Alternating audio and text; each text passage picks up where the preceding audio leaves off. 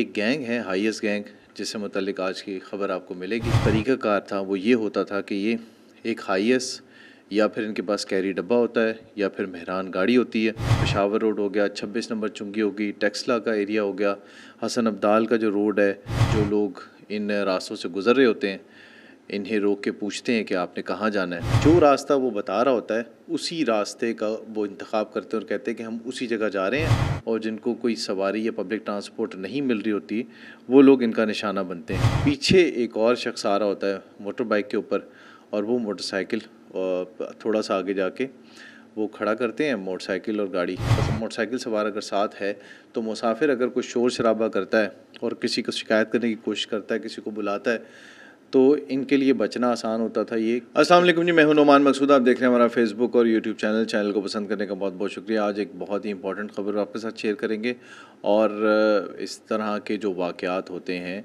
इससे मुतल्लिक आपने बचना किस तरह से ऐसे लोगों से, उससे मुतल्लिक भी बहुत अहम टिप मिलेगी।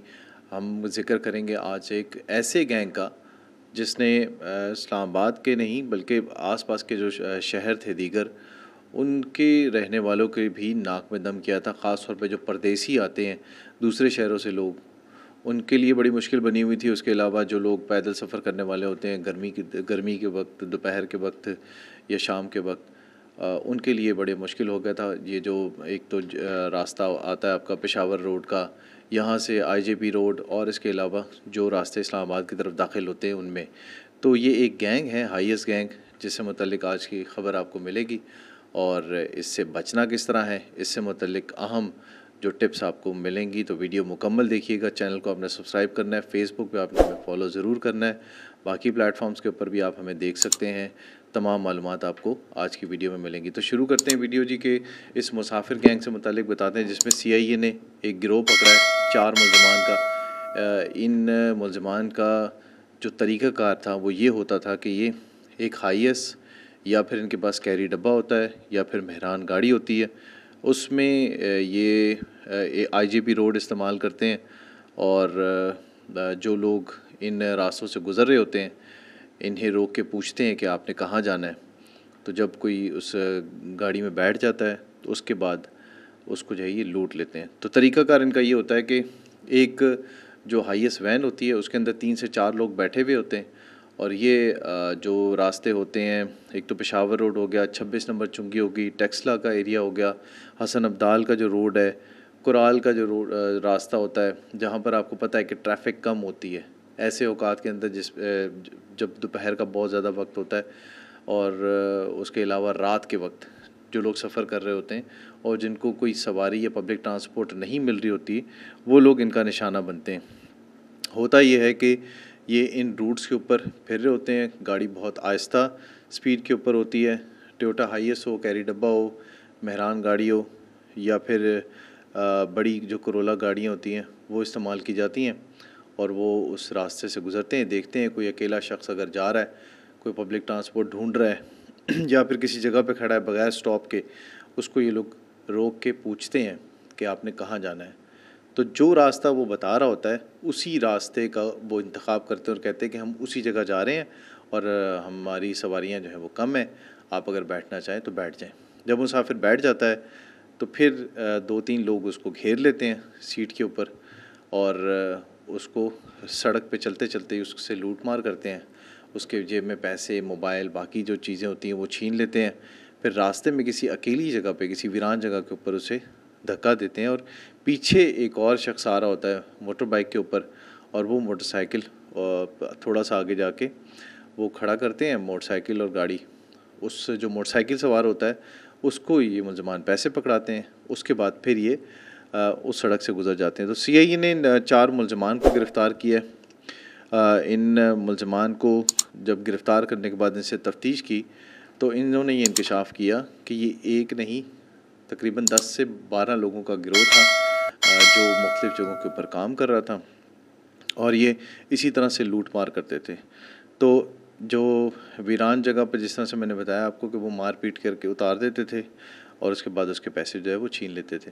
होता ही ये था कि इसका तरीका ये इख्तियार किया जाता था कि अगर मोटरसाइकिल सवार अगर साथ है तो मुसाफिर अगर कुछ शोर शराबा करता है और किसी को शिकायत करने की कोशिश करता है, किसी को बुलाता है, तो इनके लिए बचना आसान होता था। ये कह देते थे कि हमारे पास कुछ नहीं है और ये शख्स झूठ बोल रहा है।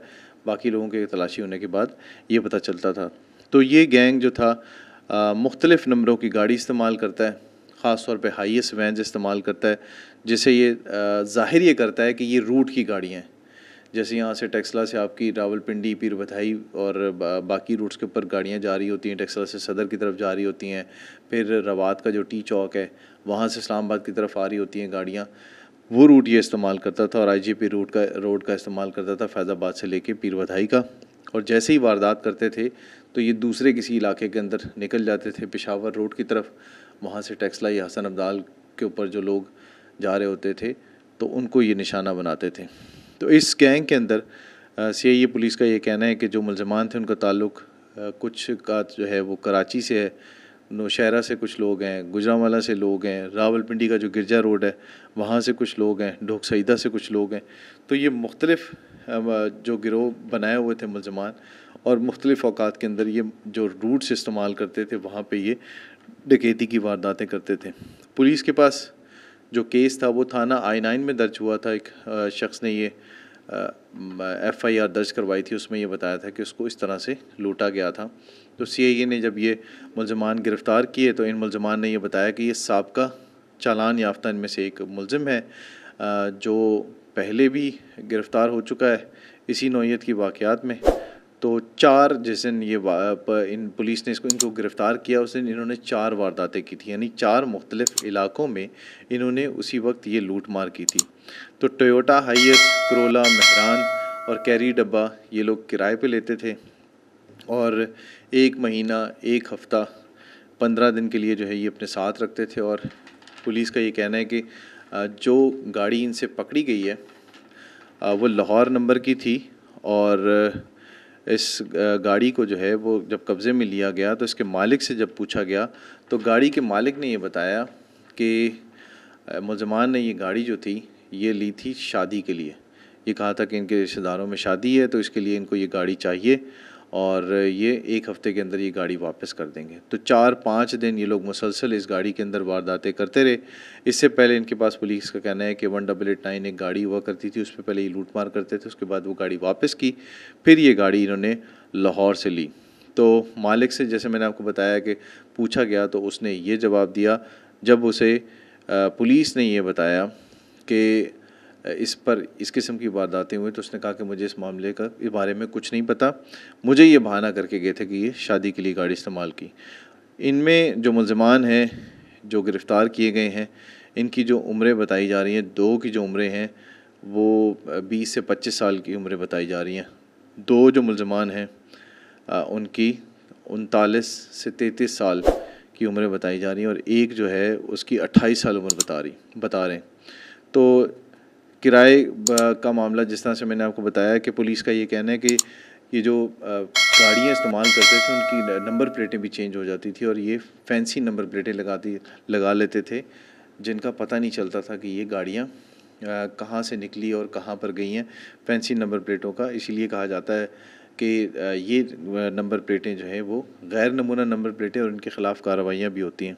तो इस केस में आपने देखा कि ये मुलज़मान जो पकड़े गए हैं वो किस तरह से वारदात करते थे, कितने शातिर थे, लेकिन इसके बावजूद भी ये गिरफ़्तार हो चुके हैं। तो अब पुलिस ने ये कहा है कि अगर आपने इस किस्म के वाक़यात से बचना है तो आपको ये चंद टिप्स याद रखनी है ताकि इन वाक़यात से बचने के साथ साथ इन मुलज़मान तक भी इस किस्म की नौइयत के जो वाक़यात होते हैं उनमें मुलव्वस लोगों को गिरफ़्तार करने में भी आसानी होती है। एक तो आपके पास कोई हाईएस्ट वैन, कैरी डब्बा, मेहरान गाड़ी या कोई आती है और वो ये कहती है कि आप किस जगह जाना चाह रहे हैं, तो इसका मतलब है कि आपसे वो पूछ रहे हैं कि आपकी जो डेस्टिनेशन है वो क्या है। अगर वो पूछते हैं तो आपने पहले उनसे पूछना है कि आप किस तरफ जा रहे हैं। दूसरा ये है कि अगर वो कहते हैं कि हमने भी इसी जगह जाना है तो आपने अंदाज़ा लगाना है कि उस हाईएस्ट के अंदर या उस गाड़ी के अंदर लोग किस तरह से बैठे हुए हैं। हाईएस्ट के अंदर पुलिस का ये कहना है कि अगर 3 से 4 लोग बैठे हुए हैं पीछे और उसमें से एक शख्स आगे बैठा है और पीछे 2-3 लोग मुख्तलिफ़ सीटों के ऊपर बैठे हैं तो इसका मतलब है कि गाड़ी इस रूट के ऊपर चलने वाली नहीं है और लोग मशकूक हैं, तो आपने इस गाड़ी के अंदर नहीं बैठना, क्योंकि जब कोई सवारी इसके अंदर बैठ जाती है फिर उसके बाद वो दोनों तरफ से बैठ के जो सवारी होती है उसको लूट लेते हैं और उसके बाद वही होता है जो हमने आपको इस वीडियो के अंदर बताया। दूसरी टिप ये बताई है जी कि गाड़ी के ऊपर अगर नंबर प्लेट लगी है फैंसी और कंप्यूटराइज नंबर प्लेट नहीं है, जो कि हुकूमत की तरफ से मंजूर शुदा एक पैटर्न होता है नंबर प्लेट का, वो नहीं है, तो उसके अंदर भी आपने नहीं बैठना, क्योंकि इस तरह की गाड़ियाँ इसलिए इस्तेमाल होती हैं फैंसी नंबर प्लेट वाली कि ये गाड़ी इनको पढ़ना बहुत मुश्किल होता है, पुलिस के लिए ट्रेस करना भी आसान नहीं होता। उसके अलावा इस केस के अंदर आपने देखा होगा कि एक मुलजिम जो चालान हुआ है उसके बारे में पुलिस का ये कहना है कि वो पहले तीन बार जो है वो चालान हो चुका है एक मुलजिम, और इसी नौइयत के केसेस के अंदर वो गिरफ़्तार होने के बाद जेल जा चुका था और उसके बाद अदालत से जो है वो मतलब रिहा हुआ।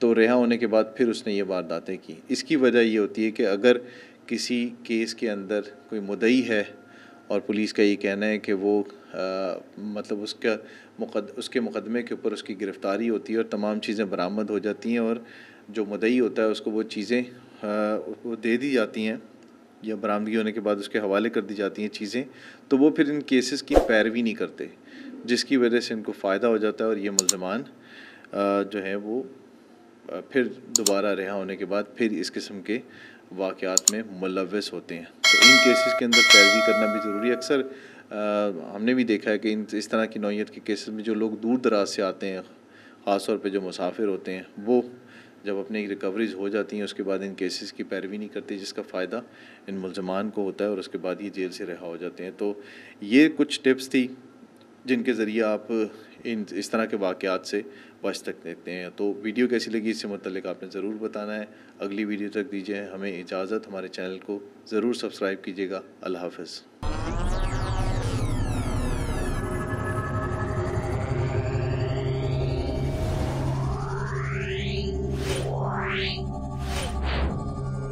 Yeah.